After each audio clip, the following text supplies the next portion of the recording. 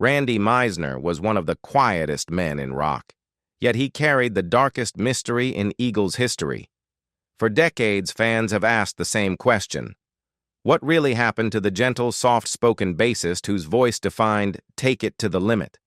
The official stories never matched the rumors, and the truth was buried beneath years of grief, legal battles, and silent suffering.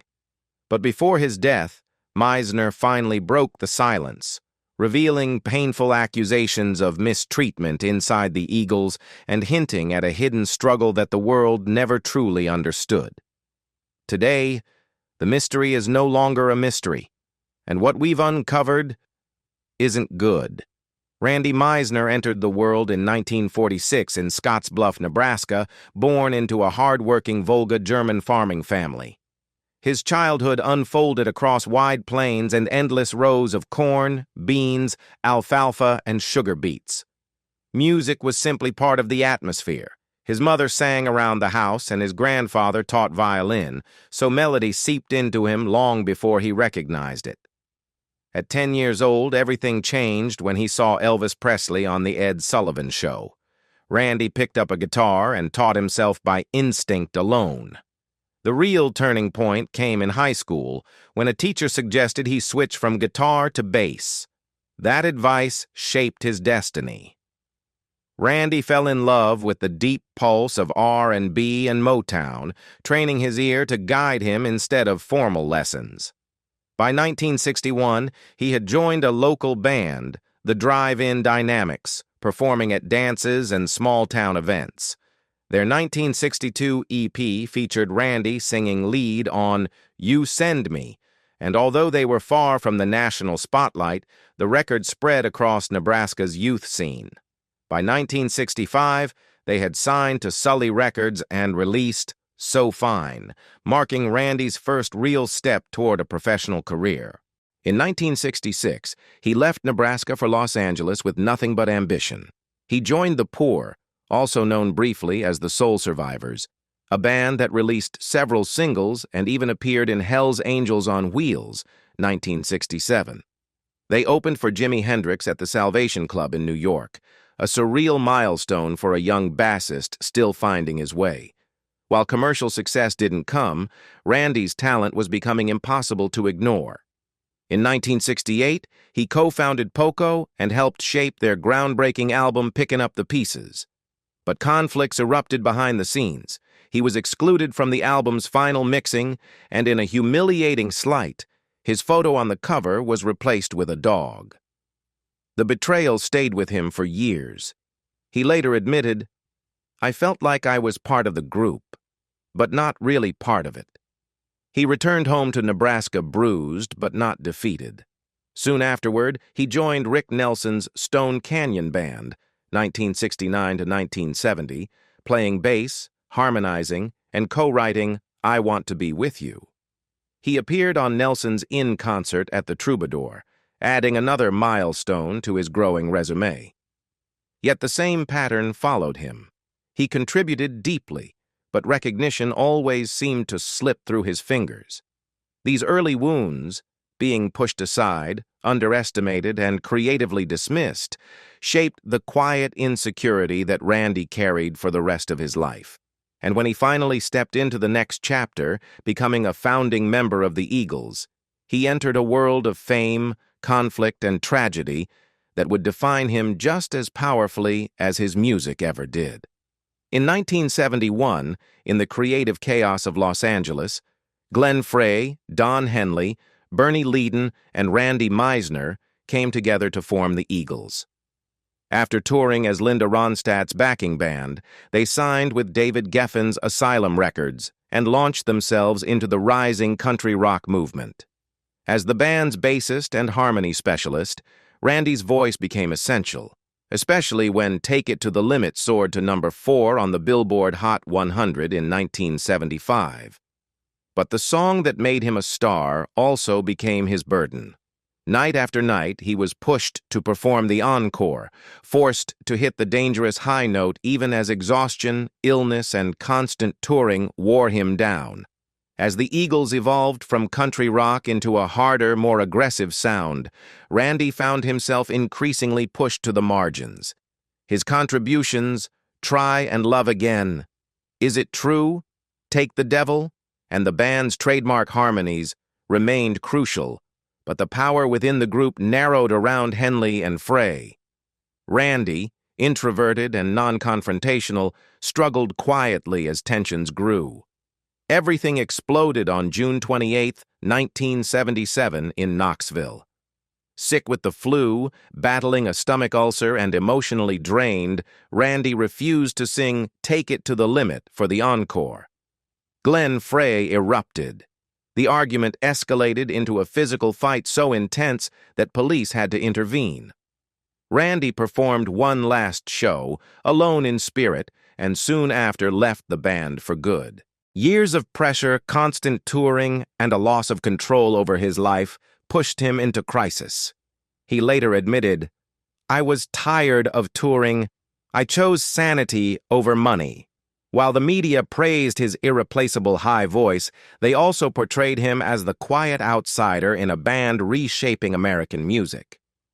Rumors swirled in the press. A so-called Black Diary, allegations of hidden scandals, and even bizarre claims that he was tied to strange events in Laurel Canyon, from vandalized cars to mysteriously lost passports. At the same time, Los Angeles Star-Review ignited a firestorm when it reported that the original recording of Take It to the Limit had mysteriously vanished. Rumors spread quickly, some even claiming Randy had secretly sold the tape to a private collector for an enormous payout. The situation worsened when lighting technician Jerry Switch Maddox appeared on television, describing a moment where he allegedly saw Randy exchanging backstage documents with a reporter. His story fueled speculation that someone inside the Eagles was being blackmailed, and that Randy was somehow at the center of it. Studio life and backstage environments soon became breeding grounds for paranoia. Every disagreement, every mishap, even every emotional breakdown was labeled part of the Meisner curse, a phrase Hollywood gossip outlets eagerly repeated. Forums and tabloids insisted that misfortune followed Randy, weaving him into a mythology of instability and unresolved darkness that seemed to shadow every major turning point in the band's story. Caught in the middle of this whirlwind, Randy became the focus of endless speculation. For the public, the Eagles were soaring at their peak, but behind the scenes, Randy faced secrets, isolation, and a growing sense of suspicion that pushed both him and the band toward collapse. In September 1977, Randy Meisner officially left the Eagles, ending one of the most tumultuous chapters in American rock history. Fans grieved the loss of the band's soaring high tenor, the voice behind Take It to the Limit, at the height of their fame. While exhaustion was the public explanation, interviews and later investigations made clear that tension, loneliness, declining health, and the Knoxville confrontation were the real reasons behind his departure. Randy attempted to rebuild with a solo career, releasing a self-titled album in 1978. But it fell far short of expectations. With only one song he co-wrote, Randy later admitted the record lacked direction, a reflection of a man still searching for clarity after leaving the chaos of the Eagles behind. 2 years later, Randy found a brief resurgence with one more song. The album produced Hearts on Fire, which reached the top 20, and Deep Inside My Heart, a duet with Kim Carnes that gained moderate radio play. But this success proved fleeting. His next album, Randy Meisner, 1982, barely reached number 94 in the U.S. charts and left little impact. Projects that followed, Black Tie, the Poco Reunion, the Roberts Meisner Band, quickly faded into obscurity. Randy struggled to find his footing in a music industry that had moved on, and critics noted that his solo career never came close to matching his Eagles-era achievements. Many pointed to his declining mental health as a key factor. Randy's personal life was no more stable. His first marriage to Jennifer Barton, which began in 1963 and produced 3 children, eventually crumbled under the weight of touring, emotional strain, and conflicting responsibilities. Their separation in 1981 marked the beginning of deeper turmoil. In 1996, he married Lana Ray Graham, but within years, friends and professionals began raising alarms. In 2015, longtime associate James Newton filed for guardianship, citing Randy's bipolar disorder, alcoholism, suicidal episodes, and increasingly erratic behavior. Rumors circulated that Lana was enabling his decline and possibly exploiting him financially, though his children and close friends never spoke publicly about the situation. Randy's health continued to unravel. He battled bipolar disorder and COPD, rarely appearing in public. Though he was invited to join the History of the Eagles tour in 2013, he was too weak to participate. His last major public moment remained the Rock and Roll Hall of Fame induction in 1998. Years later, scattered online clips showed him rambling or confused during live streams, videos that rock forums used to fuel the idea of a lingering Meisner curse. Once an American rock icon, Randy Meisner had become a somber reminder of what fame, isolation, and long-buried trauma can do. And just as speculation reached its peak, the next chapter of his life, marked by tragic violence, family turmoil, and sudden crisis, would ignite a national debate about the true fate of the quietest eagle. In the final years of his life and career, Randy Meisner's name began appearing in the news less for music and more for a series of heartbreaking personal crises. The most devastating came on March 6, 2016, when his second wife, Lana Ray Meisner, died from a gunshot wound inside their Los Angeles home. Police determined it was a tragic accident. Lana was believed to have been moving a rifle in its case when it caught on a pair of spurs, causing it to fire and strike her in the head. Yet the incident raised immediate concern. Only hours earlier, officers had responded to a domestic disturbance call at the same address. Lana's sudden death pushed Randy back into the national spotlight, with outlets like ABC News, USA Today, and CBS News reporting both the accident and the many unanswered questions surrounding it. In court documents, Randy later confessed, "I can hardly accept the sudden and tragic loss of my beloved wife." Meanwhile, his longtime friend, James Newton, stated that Lana had sometimes locked herself in her room at night out of fear.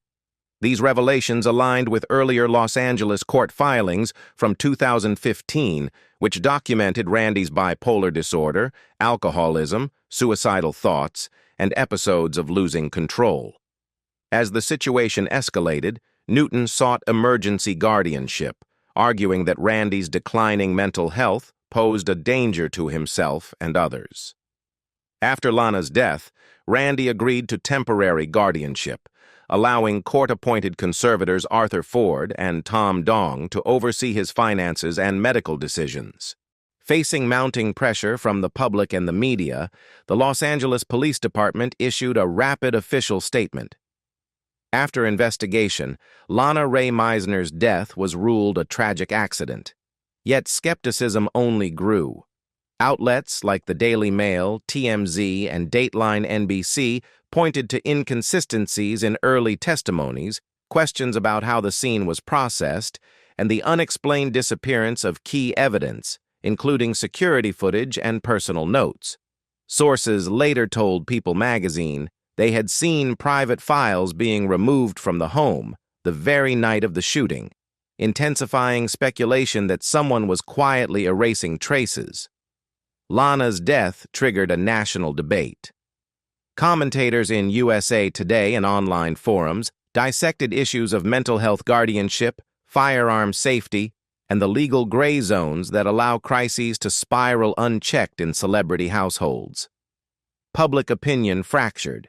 Some felt deep sympathy for Randy, while others argued he held indirect responsibility for the chaos that had consumed the family. Doubts never fully faded. Podcasts like Rock Legends Unfiltered, discussions on Eagles Online Central, and investigative pieces in Goldmine magazine highlighted strange elements surrounding the case: missing items, conflicting witness accounts, even rumors of the infamous Black Diary resurfacing. One lingering claim suggested an unidentified figure had been seen near the Meisner home the night Lana died, yet was never located. Legally, the case closed as an accidental shooting, but the cloud of speculation remained. Each unanswered question, each missing detail, further blurred the line between tragedy and mystery. And in the final years of his life, Randy Meisner became defined not only by his music and legacy, but by the shadows, suspicions, and unresolved questions that followed him until the end. In his final years, Randy Meisner faded almost entirely from public life. His name, once tied to one of the greatest bands in American history, gradually became associated instead with declining health and legal guardianship. By 2015, courts determined he could no longer care for himself. Chronic bipolar disorder, alcoholism, and severe COPD, the lung disease that hospitalized him in 2004, forced Randy into near-total isolation under the supervision of court-appointed managers. On July 26, 2023, news broke that Randy had died in Los Angeles from complications of COPD. The Eagles honored him with a brief statement, calling him an integral part of the band's early success, while Joe Walsh remembered him as a wonderful man with an unforgettable voice. Fans around the world mourned the loss. As Rolling Stone wrote, "Without Randy, the Eagles could never have become legends." Because Randy had been under guardianship for years, little was disclosed about his estate. He left behind 3 children and 7 grandchildren, yet rumors persisted. Shortly after his funeral, personal items, rare recordings, memorabilia, and documents, were said to have disappeared from storage. Goldmine magazine and fan forums still question whether disputes over copyrights or missing artifacts played a role in the secrecy surrounding his final years. Despite the shadows, Randy's musical legacy stands firm. As a founding member of the Eagles, his soaring vocals on Take It to the Limit became one of rock's defining moments. His harmonies shaped the sound of a band that went on to sell more than 200 million albums worldwide. Honors from the Rock and Roll Hall of Fame and the Nebraska Music Hall of Fame cemented his place in music history. But the mysteries remain. His silence, the missing items, the unanswered questions, all have fueled ongoing speculation. As Mojo magazine asked, did Randy leave behind truths he never shared? In the end, Randy Meisner's legacy is both luminous and enigmatic, the voice that lifted millions and the quiet mystery he carried to the end.